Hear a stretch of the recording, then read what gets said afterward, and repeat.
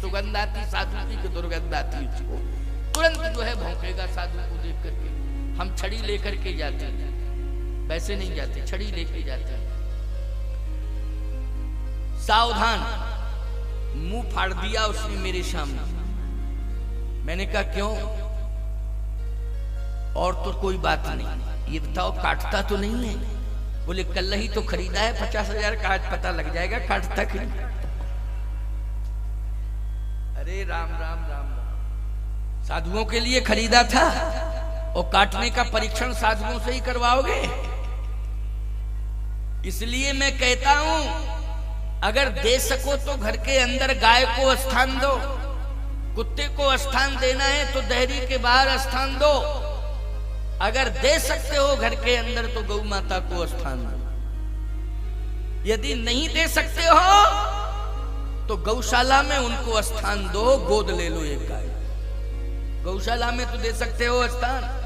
गौशालाएं क्यों बनाई जाती हैं? गाय के लिए ही बनाई जाती हैं। लेकिन गौशालाएं क्यों नहीं चल पा रही हैं? क्योंकि लोग सहयोग नहीं कर पा रहे हैं, इसलिए गौशालाएं नहीं चल पा रही। आप हजारों रुपया ना जाने कितने पशु पक्षियों पर खर्च कर रहे हो, लेकिन गौ माता की सेवा में ध्यान नहीं दे रहे हो। ये सबसे बड़ी भूल हो रही है। इसलिए गाय का गोबर जिसके आंगन में आ जाता है, लक्ष्मी को बुलाना नहीं पड़ता है, अपने आप आ जाता है। कहां बुलाना पड़ता? लक्ष्मी अपने आप दौड़ी दौड़ी चली जाती। गोबर में ही लक्ष्मी का वास है, लक्ष्मी वहीं प्रकट हो जाती है। गाय का गोबर जिस घर में आ जाता है, जिस आंगन में आ जाता है, अपने आप लक्ष्मी उसी गाय के गोबर से प्रकट हो जाती है प्यारे। फिर उस घर से इतना प्रेम करती है लक्ष्मी कि विदा होने का मन नहीं लेती है। लेकिन आज झाड़ू पोंछा तो होता है, लेकिन गाय के गोबर से लेपन नहीं होता है। होता है क्या? बोलो, नहीं हो रहा है। मैं एक बात कहना चाहता हूं कि लंका में गाय को खा जाते थे। हम नहीं कह रहे, कहूं महिषुमान सुधेनु खर अर्जुन साचर भक्षही। बोलो, गाय को खाते थे कि नहीं खाते थे? याद रखना, रावण को कुत्ता तो कह दिया, स्वान कह दिया है प्यारे। कब कहा है? जब सीता जी का हरण किया। इसका मतलब है नारी का सम्मान नहीं है लंका में, गाय का सम्मान नहीं है लंका में, साधु का सम्मान नहीं है लंका में। अगर साधु का सम्मान होता तो विभीषण जैसे संत को लात मार के नहीं निकालता रावण। बोलो, गलत कह रहा हूं? जब से सीता जी आई तब से अस्पुन हुआ, स्वान कहा और विभीषण के लात मारी। तो गोस्वामी तुलसीदास जी महाराज ने लिखा कि रावण जबहि विभीषण त्यागा, ओ भयउ विभव बिन तबहि अभागा। बोले, जैसे ही संत विभीषण को लात मार के रावण ने भगाया तो भयउ विभव बिन तबहि अभागा। बोले, अभागा हो गया, वैभवहीन हो गया, अभागा हो गया। इसका मतलब है संत का अपमान, नारी का अपमान और गौ माता का अपमान जहां होगा वहां वैभवहीन हो जाएगा समाज, वहां समाज का विनाश हो जाएगा। इसलिए 3 बातों पर विशेष ध्यान देना है। गौ का सम्मान करना है, संत का सम्मान करना है, और किसका सम्मान बताया? भूल गए। नारी का सम्मान करना है। अब हम तुम लोगों से कहलवाना चाहते थे, लेकिन हम ही को कहना पड़ा। हम तो जब हम ही बता रहे हैं तो हमको पता नहीं है। नारी का सम्मान, गौ का सम्मान और संत का सम्मान, ये 3 सम्मान होने चाहिए। गाय को ग्रास मिलना चाहिए, संत को भोजन मिलना चाहिए, गौ को ग्रास मिलना चाहिए कि नहीं? और नारी का पोषण होना चाहिए। अगर इस प्रकार की परंपरा समाज में रहेगी, उस समाज को कोई नष्ट नहीं कर सकता है, चाहे जितनी कोशिश कोई कर ले। नमक ग्रह प्रतिकूल भी हो जाए तो मैं दावे के साथ कह रहा हूं ये नवग्रह आपको प्रभावहीन नहीं कर पाएंगे, भले ही प्रतिकूल क्यों ना हो जाए। लेकिन 3 बातों पर सदा विचार करना, ये मेरा उपदेश है आपके लिए, पूरे समाज के लिए। क्या है? उपदेश है, निर्देश है, संदेश है, आदेश है, इसलिए इसका पालन करना। आज लंका में सीता जी पहुंच गई। क्या कर रही हैं लंका में? एक वृक्ष के नीचे बैठी हैं, रो रही हैं बैठी बैठी। कृष्ण शीस, कृष्ण शीस जटा, जटा एक बैनी, और जपत हृदय रघुपति गुण श्रेणी। कृष्ण शीश जटा एक बैनी। याद रखना, सीता जी के केसों की एक ही जटा बन गई। अब बोलो ये असगुण है कि नहीं? सुहागवती नारी के केसों की जटा बननी चाहिए क्या? बोलो जल्दी बोलो, ये असगुण है। सीता जी सुहागवती है, लेकिन कृष्ण शीस जटा एक बहनी। केस उलझ गए, जटा बन गई। सावधान, जब से प्रभु राम से दूर हुई हैं सीता जी, श्रृंगार नहीं किया हुआ। सुहागवती नारी का जिस नगर में श्रृंगार ना हो पावे, बोलो ये असगुण है नगर के लिए कि नहीं है? ये असगुण है, क्योंकि समाज ने मजबूर कर दिया है, परिस्थिति पैदा कर दी है, इसलिए सुहागवती नारी अपना श्रृंगार नहीं कर पा रही है। बोलो नगर के लोगों ने मजबूर कर दिया है उसे, इसलिए श्राप है ये नगर के। सुहागवती नारी नगर के लिए वरदान हुआ करती है।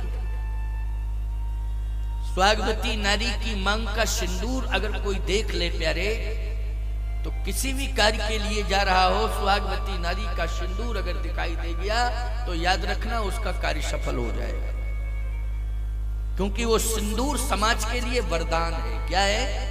वरदान है, मंगल है, मंगल है। इसलिए बिना सिंदूर के कभी सुहागवती नारी को रहना नहीं चाहिए, याद रखना। ये सब, यही सबसे बड़ा श्रृंगार है, इसी को श्रृंगार कहते हैं। मांग में सिंदूर है, यही श्रृंगार है। आज बहुत से श्रृंगार तो हो रहे हैं, लेकिन सिंदूर छिपा है, दिखाई ही नहीं दे रहा है। और इतना हल्का सिंदूर लगाती है कि वो पता नहीं चलता है। पहले क्यों भाई, सिंदूर दूर से ही दिखाई देता था कि नहीं दिखाई देता था? है? दूर से ही दिखाई देता था। रेड का निशान खतरा, लाल लाल निशान खतरा। क्यों भाई? सावधान, आजकल तो पता ही नहीं चलता है। अच्छा वो जो लगता है ना सिंदूर, वो बीच में मांग में लगना चाहिए, पता नहीं टेढ़ा टाढ़ा लग जाता साइडों में, इधर उधर। हाँ क्यों, गलत कह रहा हूं क्या? साइड में लगता है टेढ़ा टाढ़ा, जिससे कोई देख ना ले। अरे सिंदूर छिपाने के लिए है, नहीं है प्रकट करने के लिए है, जिससे समाज ये समझ जाए कि अधिकार प्राप्त नारी है। बोलो भाई, संरक्षण प्राप्त नारी है, संरक्षण किसी ने दिया है, ये सिंदूर सिद्ध कर देता है। याद रखना, माता जानकी को सिंदूर प्रिय है। सत्य तो यह है प्यारे, भगवान श्री राम जिस दिन सीता जी का हरण हुआ, उस दिन मांग में सिंदूर था, और वही सिंदूर 14 महीने तक रहा लंका। याद रखना, वही सिंदूर रहा।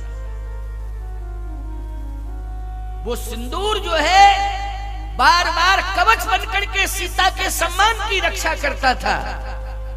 इसलिए नारी का सिंदूर कवच है। नारी का सिंदूर क्या है? कवच है। मांग में सिंदूर होना चाहिए, ये कवच है तुम्हारे लिए।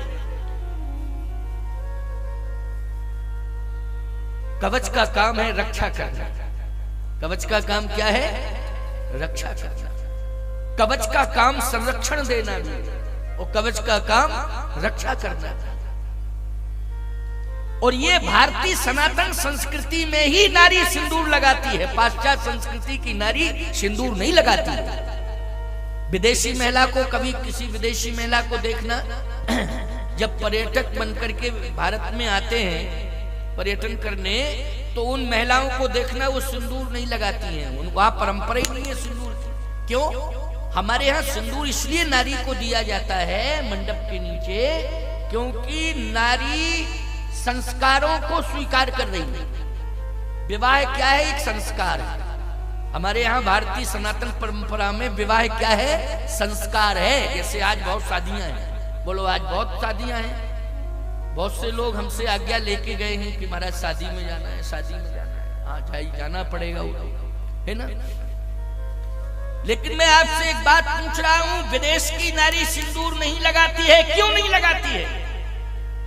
भारत की नारी सिंदूर क्यों धारण करती है? इसलिए शास्त्र कहता है ये संस्कार है। जहां संस्कार माना जाएगा विवाह को, वहां सिंदूर अवश्य होगा।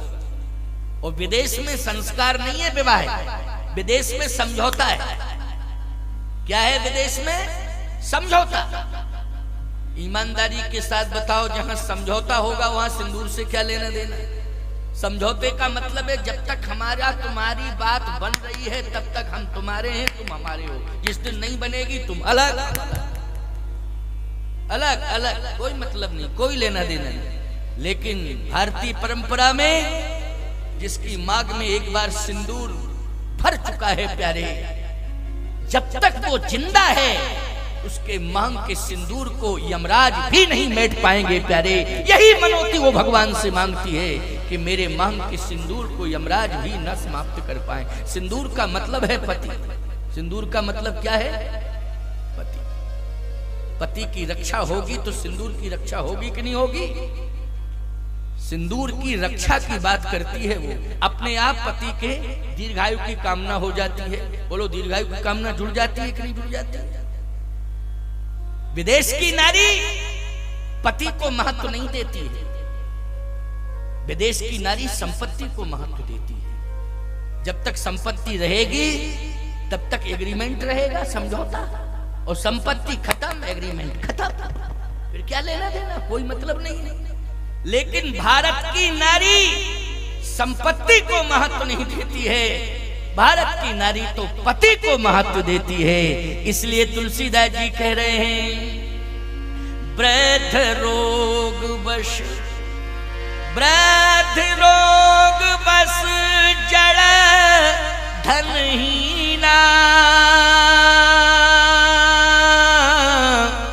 ओ अंध बधिर लोभी अति दीना, ऐसे उपति कर किए अपमाना, नारी पाव जमपुर दुख नाना। अंध बधिर लोभी अति दीना, वृद्ध रोग बस जड़ धन हीना। कैसा ही पति क्यों ना हो, रोगी हो, जड़ हो, धनहीन हो, याद रखना बूढ़ा हो, लेकिन पति परमात्मा से भी ज्यादा श्रेष्ठ है, सम्माननीय है, महत्वपूर्ण है। यह है भारत की परंपरा। इसलिए जब पति से पृथक हो जाती है नारी, उसकी मांग का सिंदूर चला जाता है। चूड़ियां और सिंदूर ये दो अलग हो जाते हैं। जिस समय उसकी मांग से सिंदूर धोया जाता है तो उस समय वो कल्पना किसकी करती है? संपत्ति की कि पुत्र की? नहीं, परमात्मा। जिस समय उसकी मांग का सिंदूर धुलता है उस समय न उसे पिता की याद आती है, न पुत्र की याद आती है, न संपत्ति की याद आती है। पति के जाने के बाद उसे केवल परमात्मा की याद आती है। यह है सनातन संस्कृति।